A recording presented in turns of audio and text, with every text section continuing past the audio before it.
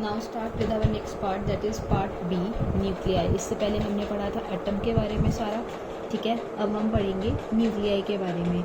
Last chapter में हमने क्या देखा था कि जो हमारा एटॉमिक न्यूक्लियस है, सबसे पहले 1911 रदरफोर्ड ने फाउंड किया था, डिस्कवर किया था, ठीक है। और रदरफोर्ड और उसके एसोसिएट्स थे, ठीक है, या फिर उसके स्टूडेंट्स कह सकते हो, उन्होंने मिल के कौन सा एक्सपेरिमेंट किया था? अल्फा एक्सपेरिमेंट किया था, थिन मेटल की गोल्ड की फॉयल शीट के साथ, ठीक है। वहाँ से उन्होंने क्या बताया था कि हमारे एटम के अंदर एक न्यूक्लियस होता है, जहाँ पे हमारा सारा का सारा एटम का मास कंसनट्रेटेड होता है, और न्यूक्लियस के अंदर क्या होता है? कुछ पॉजिटिव चार्ज होता है, ठीक है। और हमने एटम का अप्रॉक्सीमेट साइज़ पता किया था, दैट इज़ 10⁻⁻10 मीटर, और न्यूक्लियस का साइज़ कितने ऑर्डर का देखा था हमने? 10⁻⁻15 मीटर, ठीक है। और हमने क्या देखा था? एटम और न्यूक्लियस के बीच में जो हमारा स्पेस होता है, ठीक है, ये एटम है, ये न्यूक्लियस है, तो ये ऑलमोस्ट क्या होता है? हमारा एम्प्टी स्पेस होता है। अब आगे इस चैप्टर में हम क्या देखेंगे कि न्यूक्लियस के अंदर और क्या क्या कॉन्स्टिट्यूएंट होते हैं और वो कैसे इकट्ठे एक दूसरे के साथ होते हैं, ठीक है। उसका साइज़, मास, डेंसिटी, स्टेबिलिटी सब कुछ स्टडी करेंगे। तो सबसे पहले हम पढ़ेंगे एटॉमिक मासेस क्या होते हैं, ठीक है।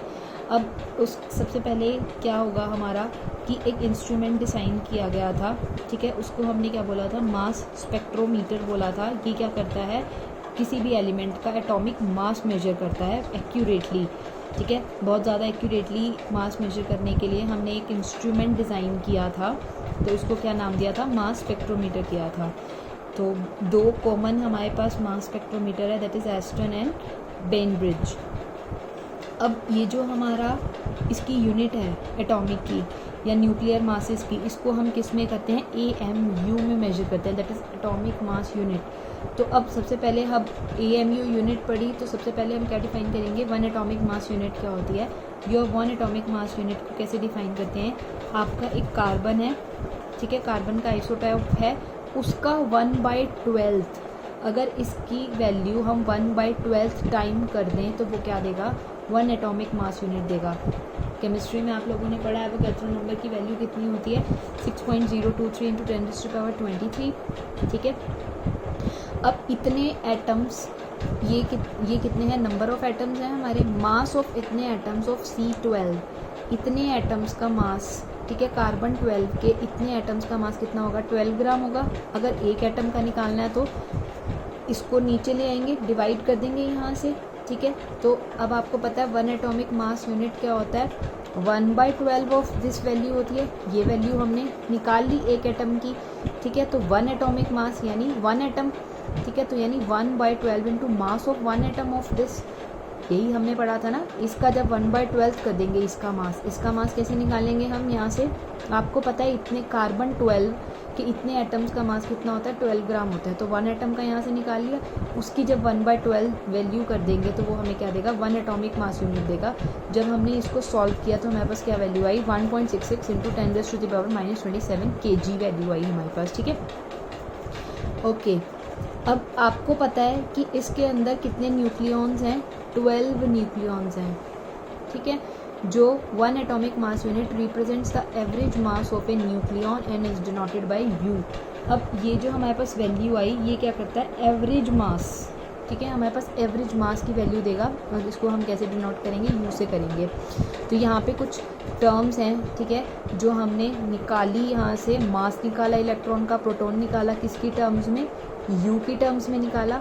तो इन वैल्यूज़ को आपको याद रखना है, ठीक है। सिर्फ दो वैल्यूज़ याद रख लीजिए, बाकी सारी हो जाएंगी। प्रोटॉन की याद कर लो और न्यूट्रॉन की याद कर लो, ठीक है, क्योंकि इलेक्ट्रॉन की भी याद कर लो। प्रोटॉन की वैल्यू 1.0073 और इलेक्ट्रॉन का मास कितना है? 0.0055। तो यहाँ से आप क्या देख सकते हो कि प्रोटॉन का मास सबसे ज़्यादा है, बहुत ज़्यादा है, इनफैक्ट इलेक्ट्रॉन से भी बहुत ज़्यादा है, ठीक है। और न्यूट्रॉन का मास भी कितना है? 1.0086 U, यानी प्रोटॉन और न्यूट्रॉन का मास अप्रॉक्सीमेटली यहाँ से हमने क्या देखा? सेम है। अब अगर आप हाइड्रोजन एटम का मास निकालते हो तो इसमें एक प्रोटॉन होता है, एक इलेक्ट्रॉन होता है, तो यानी इन दोनों का जब सम कर दोगे तो हमारे पास क्या आ जाएगा? एक हाइड्रोजन एटम का मास आ जाएगा, ठीक है। अब इलेक्ट्रॉन वोल्ट आपको पता है क्या होता है? एनर्जी की यूनिट होती है। तो वन इलेक्ट्रॉन वोल्ट को कैसे डिफाइन करोगे? One electron volt is energy gain by an electron when accelerated through a potential difference on 1 volt. अब हमने क्या किया? एक पोटेंशियल डिफरेंस दे दिया 1 वोल्ट का। जब इस पोटेंशियल डिफरेंस पे अब वो इलेक्ट्रॉन कितनी एनर्जी गेन करता है तो उसको क्या नाम देंगे, 1 इलेक्ट्रॉन वोल्ट। ठीक है, हमें पता है वर्क डन कितना उसने वर्क किया, यानी कितना चार्ज था और हमने उस पर कितना पोटेंशियल दिया, यानी हमने 1 वोल्ट अगर पोटेंशियल अप्लाई किया उस चार्ज, कोई एक चार्ज पार्टिकल है, सपोज इलेक्ट्रॉन है आपके पास ये, ठीक है, इसके अक्रॉस हमने 1 पोटेंशियल अप्लाई किया तो कितनी एनर्जी गेन कर लेता है। और एनर्जी हमने पढ़ा था कि किस फॉर्म में होती है, हमारी वर्क डन की फॉर्म में होती है। तो 1 वर्क डन किसके इक्वल हो गया, चार्ज इंटू उसके अक्रॉस हमने कितना पोटेंशियल दिया, तो 1 इलेक्ट्रॉन वोल्ट कितना हो जाएगा यहाँ से। ठीक है, ये चार्ज की वैल्यू आपको पता है कितनी होती है, 1.6 इंटू 10⁻⁻19 कूलम, और पोटेंशियल कितना दिया अभी पीछे डेफिनेशन में हमने देखा था 1 वोल्ट।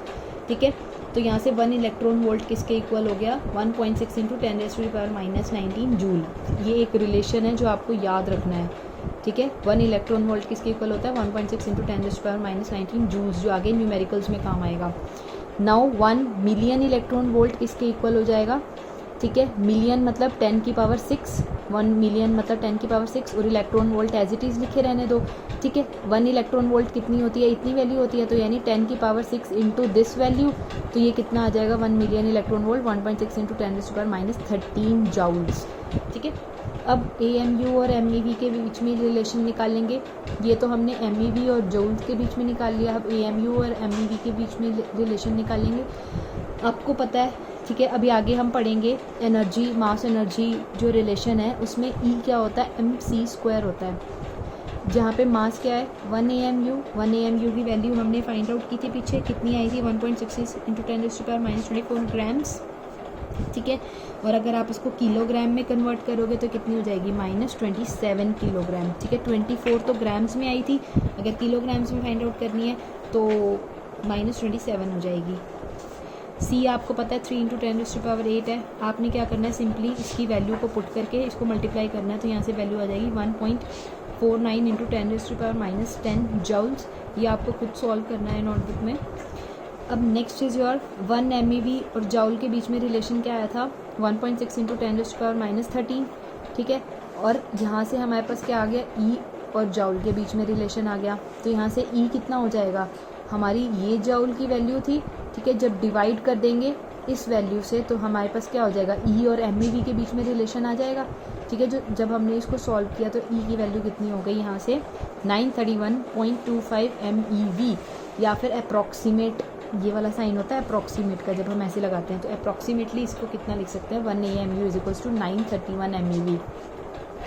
फाइनली आपको जो वैल्यू याद रखनी है वो ये वैल्यू याद रखनी है, ये वैल्यू याद रखनी है, और आपकी ये वाली, ये तो बहुत इंपॉर्टेंट है, ये आपको याद रखना है, 1 AMU is equals to 931 MEV। और ये आया कैसे, ये भी आपको ध्यान में रखना है।